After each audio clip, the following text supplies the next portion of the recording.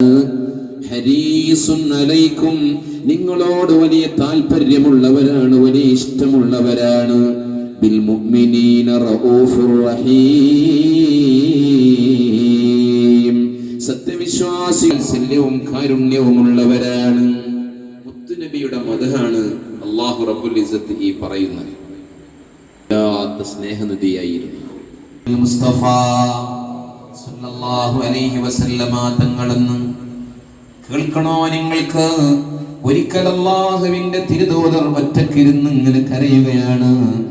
ഈ വീട്ടുമുറ്റത്ത് അനുഗ്രഹീതമായ സദസ്സിൽ ഒരുമിച്ച് കൂടാൻ അല്ലാഹു സൗഭാഗ്യം തന്ന നല്ലവരിൽ നല്ലവരായ സഹോദര സഹോദരിമാരെ ആത്മാർത്ഥമായി പറയുകയാണ്. കാതൊന്ന് തുറന്നു വെച്ച ഹൃദയ സാന്നിധ്യത്തോടെ കേൾക്കണേ. മുത്തുനബി കരഞ്ഞ സംഭവമാണ് പറയാൻ പോകുന്നത്.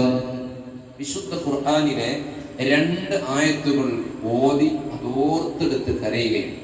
ഒന്ന് സൂറത്ത് ഇബ്രാഹിമിന്റെ 36-ാമത്തെ വചനം, മറ്റൊന്ന് സൂറത്തുൽ മാഇദയിലെ 118-ാമത്തെ ആയത്ത്. എന്താ സൂറത്ത് ഇബ്രാഹിമിന്റെ 36-ൽ പറയുന്നത്? ഖലീലുല്ലാഹി ഇബ്രാഹിം നബി അലൈഹി സ്വലാത്തു വസ്സലാം തന്റെ ജനതയെ ഓർത്തിട്ട് പടച്ച റബ്ബിലേക്ക് കരമുയർത്തി കരയുന്ന രംഗമാണ്. അതിപ്രകാരം റബ്ബി ഇന്നഹുന്ന അഗ്ലൽന കസീറൻ മിനന്നാസ് ഫമൻ തബിഅനി ഫഇന്നഹു മിന്നീ.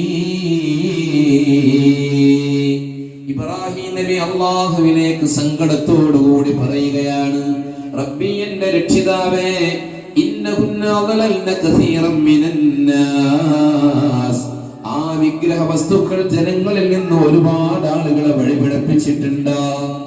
ഫമൻ തബിഅനി ഫഇന്നഹു മിന്നീ, അവരിൽ നിന്ന് എന്നെ പിന്തുടർന്നവരാരോ അവരെന്നിൽ പെട്ടവർ തന്നെയാണല്ലോ, അവരെ പിടികൂടി ശിക്ഷിക്കല്ല അല്ലാ എന്ന് ഖലീലുല്ലാഹി ഇബ്രാഹിം നബി തന്റെ ജനതയോർത്ത് കരഞ്ഞു ദുആ ചെയ്ത സന്ദർഭം ഓർത്തെടുത്തപ്പോഴേക്കും നമ്മുടെ കണ്ണുകളുണ്ണിയുടെ കണ്ണുകൾ നിറയുകയാണ്. സല്ലല്ലാഹു അലാ മുഹമ്മദ്, അവിടത്തോടുള്ള മഹബ്ബത്ത് വർദ്ധിപ്പിച്ചു തരും. പിന്നെ സൂറത്തുൽ മാഇദയിലെ 118 ഓതണം. എന്താ അതിൽ പറയുന്നത്? റൂഹുല്ലാഹി ഈസാ നബി അലൈഹി സ്വലാത്തു വസ്സലാം അവിടുത്തെ ജനതയെ ഓർത്തിട്ട് കരയുന്ന രംഗമാണ്. ഇൻ തുഅദ്ദിബുഹും ഫഇന്നഹും ഇബാദുക, അല്ലാഹുവേ നീ അവരെ പിടികൂടി ശിക്ഷിക്കുന്നുവെങ്കിലും അവർ നിന്റെ അടിമകൾ തന്നെയാണല്ലോ.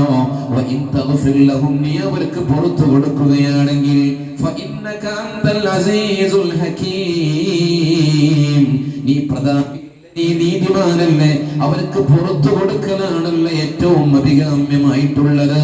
തന്റെ ജനതയെ ഓർത്തിട്ട് ഈസാ നബിയും